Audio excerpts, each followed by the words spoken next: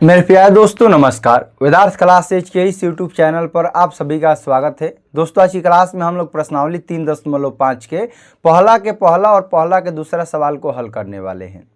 जैसा कि दोस्तों सवाल आपके किताब में दिया गया है कि निम्न रैखिक समीकरणों के युग्म में से किसका एक अद्वितीय हल है, किसका कोई हल नहीं है या किसका अपरिमित रूप से अनेक हल है।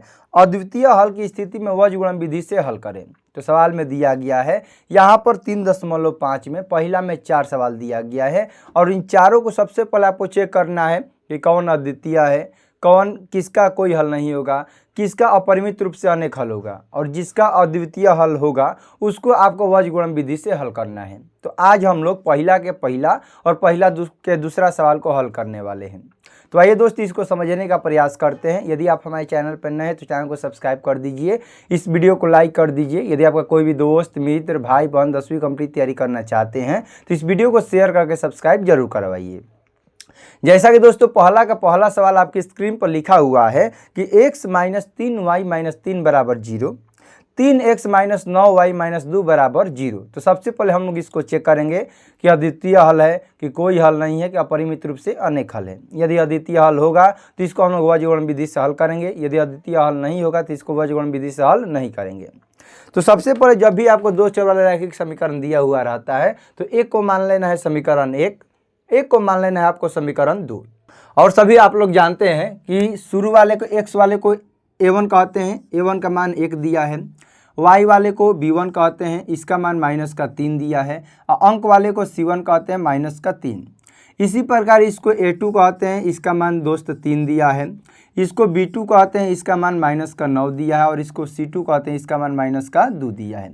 मैं ये मान के चलता हूँ कि आप लोग प्रश्नावली यदि 3.5 पढ़ रहे हैं तो 3.1 और 3.2 आप लोग पढ़ के आ गए होंगे, क्योंकि 3.1 और 3.2 जो प्रश्नावली है ये आपका बेसिक सवाल दिया गया है और उन बेसिक सवाल को यदि पढ़े होंगे तभी आपको समझ में आएगा।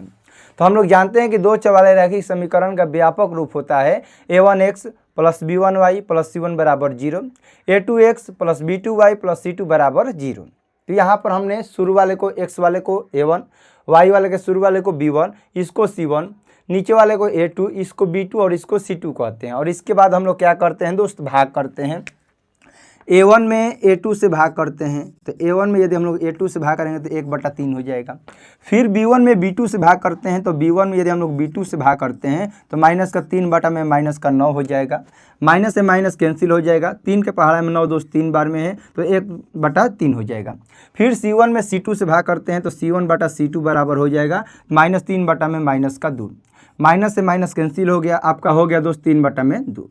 यदि आप ध्यान से देखिएगा a1 a2 में भाग करने पर, b1 b2 में भाग करने पर, c1 में c2 भाग करने पर यहाँ वाला मान आपस में बराबर है, लेकिन ये वाला मान बराबर नहीं है, क्योंकि यहाँ पर भी 1/3 है और यहाँ पर भी 1/3 है। तो ये दोनों आपस में बराबर हो गया, लेकिन ये बराबर नहीं है। तो आप लोग जानते हैं, नहीं जानते तो देखिए यहाँ पर लिखेंगे हम लोग a1/a2 और ये बराबर है b1/b2, क्योंकि 1/3 a1/a2 है और 1/3 b1/b2 है। तो ये दोनों आपस में क्या हो गया, बराबर हो गया।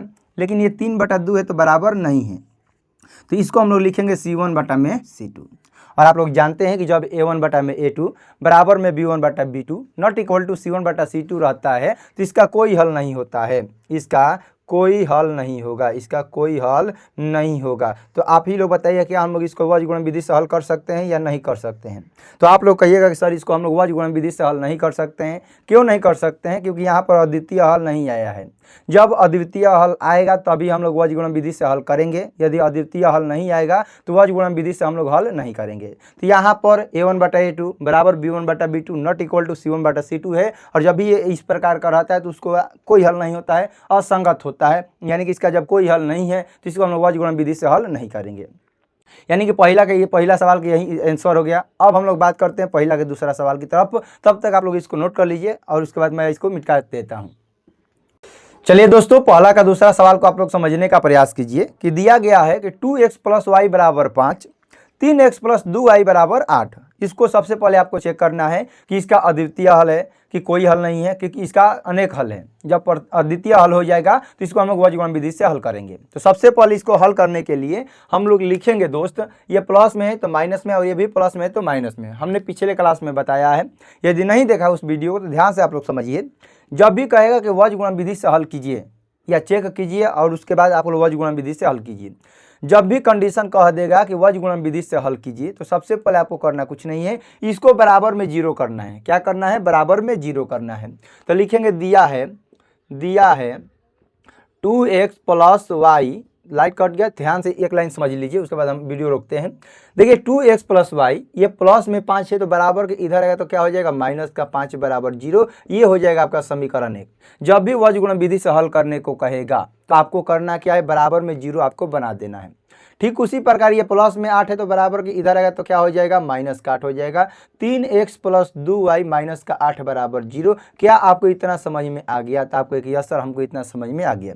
जब भी विलोप वज्र गुणन विधि कहेगा तो इस जो बराबर के दाहिना वाला अंक है उस सबको टांग के आपको बराबर के बायां साइड में कर देना है। अब जैसे ही बराबर के बायां साइड में कर दीजिएगा सब के सब क्या हो जाएगा? 0। तो एक को मान लेना है आपको समीकरण 1 और एक को मान लेना है समीकरण 2।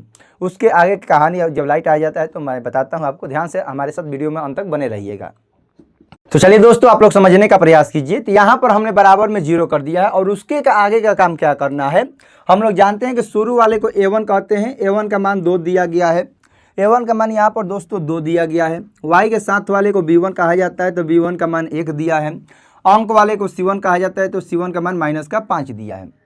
फिर नीचे वाले को a2 कहते हैं तो a2 का मान 3 दिया है। b2 का मान दोस्त 2 दिया है और c2 का मान यहाँ पर माइनस का 8 दिया है।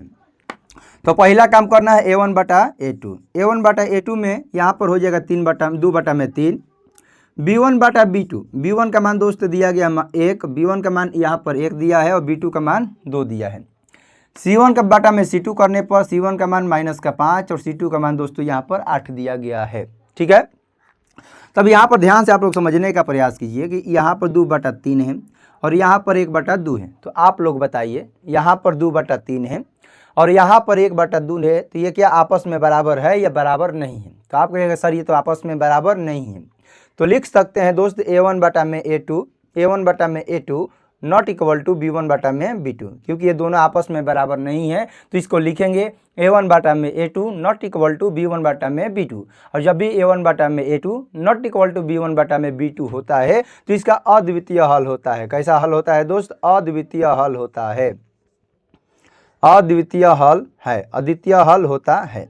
और जब भी सवाल में बोला गया है कि जब भी आपका अद्वितीय हल होगा तो उसको आपको वज्र गुणन विधि से हल करना है। कैसे हल करना है? वज्र गुणन विधि से हल करना है। तो यानी कि यहाँ पर चेक करने के बाद इसका अद्वितीय हल आ गया तो इसको हम लोग किस विधि से हल करेंगे? वज्र गुणन विधि से हल करेंगे। तो हम लोग जानते हैं कि वज्र गुणन विधि बराबर फॉर्मूला क्या होता है। तो मैं मान के चलता हूँ कि आप सभी को फॉर्मूला याद नहीं है, तो मैं फॉर्मूला लिख देता हूँ वज्र गुणन विधि का सूत्र। वज्र गुणन विधि का सूत्र आप लोग याद रखिएगा, क्योंकि ऐसा सवाल आपसे कई बार पूछा गया सवाल है।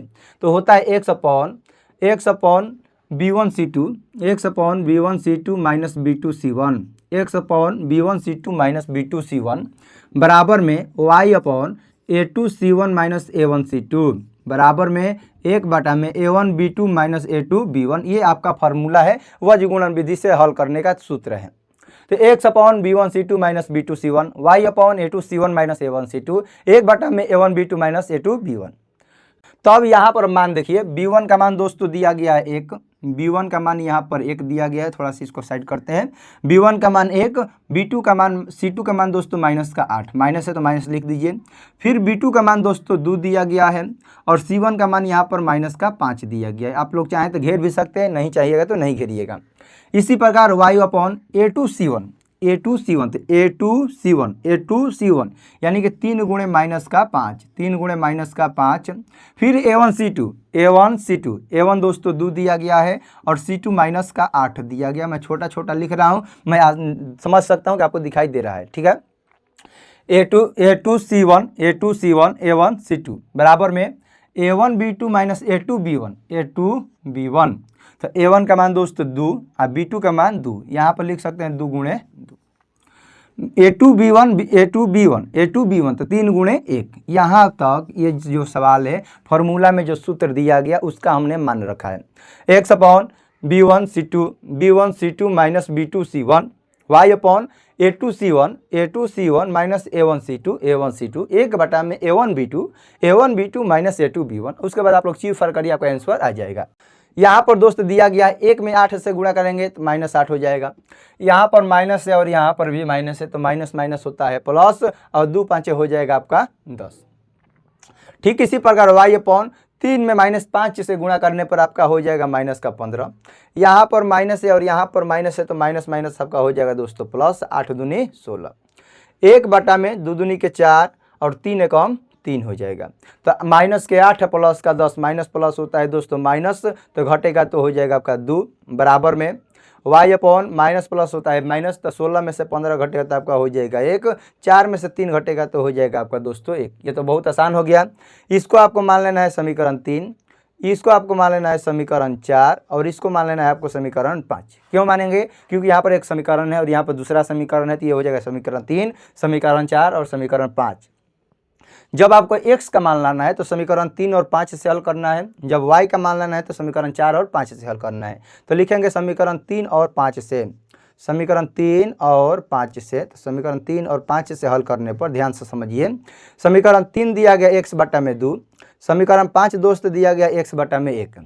ये भाग में है तो इधर आएगा तो गुणा में, और ये भी भाग में तो इधर आएगा तो गुणा में। तो x में 1 से गुणा करने पर x हो जाएगा और 2 में 1 से गुणा करने पर 2 हो जाएगा। ये आपका x का मान आया। अब हम लोग हल करेंगे समीकरण 4 और 5 से, समीकरण 4 और समीकरण 5 से। तो समीकरण 4 दोस्त दिया गया y बटा में 1 और समीकरण 5 दिया गया y बटा में 1 बटा में 1। तो 1 से गुणा करने पर कोई फर्क पड़ने वाला नहीं है, तो y बराबर आपका हो जाएगा दोस्तों 1। तो लिखेंगे अतः x बराबर 2 तथा y बराबर 1, और यही हो जाएगा हम लोग का सही उत्तर। इसको हम लोगों ने वज्रगुणन विधि से हल कर दिया। सबसे पहले जब भी कहेगा सवाल वज्रगुणन विधि से हल करने के लिए तो आपको फॉर्मूला याद रखना है, और दूसरा कंडीशन, पहला कंडीशन में कि इन दोनों को आपको बराबर में 0 करना है। चेक करने को कहेगा तो चेक करिएगा, नहीं करेगा तो चेक करने को नहीं कीजिएगा। तो यहाँ पर बराबर में 0 हो गया। उसके बाद आपको चेक करना है A1B1 A2B2 A1 A2 B1 B2 C1 C2 में भाग करिए। उसके बाद आपको खुद मालूम चलेगा अद्वितीय हल है, कोई हल नहीं है, अपरिमित रूप से अनेक हल है। जब अद्वितीय हल होगा तो उसको आपको वज्रगुणन विधि से हल करना है, यदि नहीं होगा अद्वितीय हल तो वज्रगुणन विधि से हल नहीं करना है। तो मैं आशा करता हूं दोस्तों कि आपको सभी को समझ में आ गया। क्लास कैसा लगा कमेंट में जरूर बताइए। यदि आप हमारे चैनल पर नए हैं तो चैनल को सब्सक्राइब कर दीजिए, इस वीडियो को लाइक कर दीजिए। यदि आपका कोई भी दोस्त मित्र भाई बहन 10वीं कंप्लीट तैयारी करने चाहते हैं तो इस वीडियो को शेयर करके सब्सक्राइब जरूर करवाइए। मिलते हैं अगले क्लास में, तब तक के लिए आपको जय हिंद जय भारत।